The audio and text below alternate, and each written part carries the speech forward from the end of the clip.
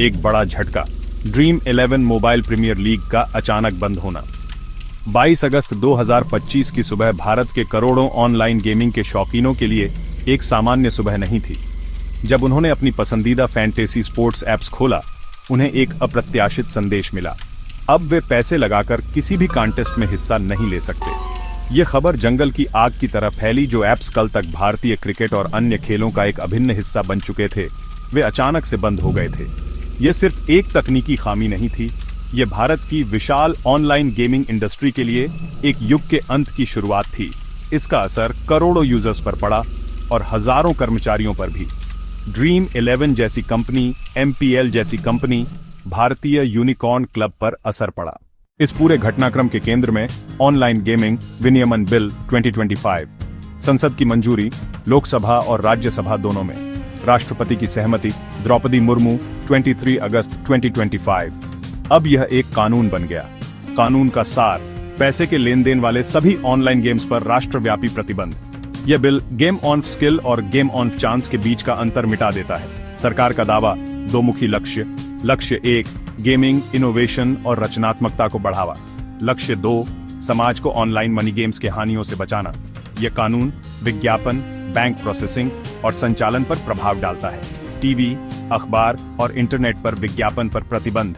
Bank और payment gateway भी लेन then block करेंगे। ई स्पोर्ट्स और सोशल गेम्स पैसा न होने पर बढ़ावा दिया जाएगा। सरकार इनोवेशन रोकना नहीं चाहती, नियमित गैर मनी गेमिंग पर फोकस रहेगा। ये बदलाव नए अवसर भी पैदा कर सकता है। सरकार ने कई गंभीर और चौंकाने वाले कारण बताए। सबसे प्रमुख चिंताओं में से एक, आर्थिक धोखाधड़ी और मनी लॉन्ड्रिंग। कुछ मामलों में गतिविधियों के तार आतंकी वित्तपोषण तक जुड़े पाए गए। सरकारी रिपोर्ट, लगभग 45 करोड़ भारतीय प्रभावित और अनुमान लगभग 20,000 करोड़ रुपए से अधिक की बचत डूब गई। लोग अपनी मेहनत की कमाई और बचत खो रहे थे। एल्गोरिदम ऐसा डिजाइन करते थे कि अंततः नुकसान खिलाड़ी का ही होता था। छोटे छोटे इनाम देकर बड़े दाम के लिए उकसाते थे। ये ऐप्स डोपामाइन रिलीज के सिद्धांत पर काम करते हैं। सबसे चिंताजनक आंकड़ा आत्महत्याओं का था। ये उन परिवारों की दर्दनाक कहानियां हैं। कई परिवार कर्ज और वित्तीय बर्बादी से टूट गए। युवा इन गेम्स के जाल में फंस रहे थे। कीमती समय बर्बाद हो रहा था। शैक्षणिक प्रदर्शन और भावनात्मक विकास प्रभावित हो रहे थे। मनोवैज्ञानिकों का कहना था कि डिजाइन ही व्यसनकारी था। कठोर नियम, गंभीर परिणाम, नए कानून के तहत सजा और जुर्माना। सेक्शन 5 और 7 के तहत संचालन या प्रचार गंभीर अपराध है। उल्लंघन करने वालों को 3 साल तक की कैद हो सकती है। दोषियों पर 1 करोड़ रुपए तक का जुर्माना लगाया जा सकता है। कुछ मामलों में जेल और जुर्माना दोनों साथ दिए जा सकते हैं। ये सब एक मजबूत निवारक है। कानून का दायरा व्यापक है। ऑपरेटर, प्रचारक, बैंक और पेमेंट प्रोसेसर सभी शामिल। अब इनका प्रचार करना बंद होगा। पेमेंट प्रोसेस करने पर भी कार्रवाई हो सकती है। 1 करोड़ का जुर्माना और 3 साल जेल स्टार्टअप्स के लिए बड़ा जोखिम। ये कंपनियों को बंद कर देगा और नए प्रवेशकों को रोकेगा। यह इंडस्ट्री की रीढ़ तोड़ सकता है। एक उद्योग स्रोत के अनुसार 20,000 से अधिक नौकरियां खतरे में है।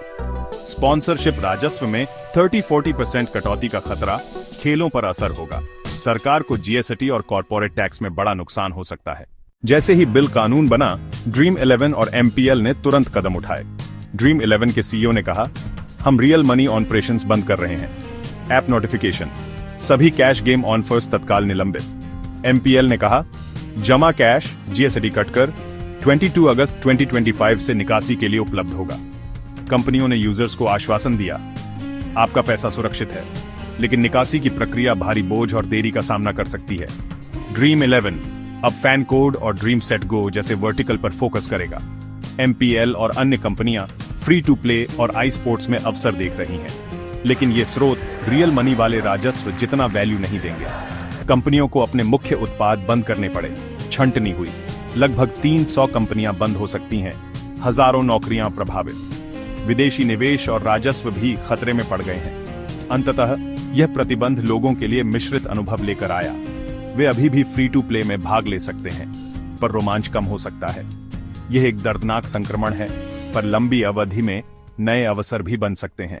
ऑनलाइन गेमिंग बिल 2025 ने निश्चित रूप से एक युग का अंत कर दिया है, पर यह एक नए युग की शुरुआत भी हो सकता है।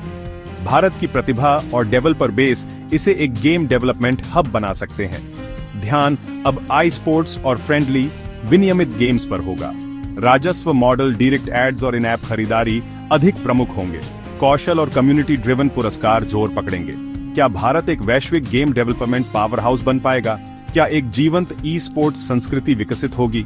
यह सब समय और नीतियों पर निर्भर करेगा। यह एक नए अध्याय की शुरुआत है और इसकी कहानी अभी लिखी जानी बाकी है। भविष्य इस बात पर निर्भर करेगा कि इंडस्ट्री कैसे उभरती है। 24 अगस्त 2025 के बाद भारत में ऑनलाइन गेमिंग पहले जैसा कभी नहीं रहेगा।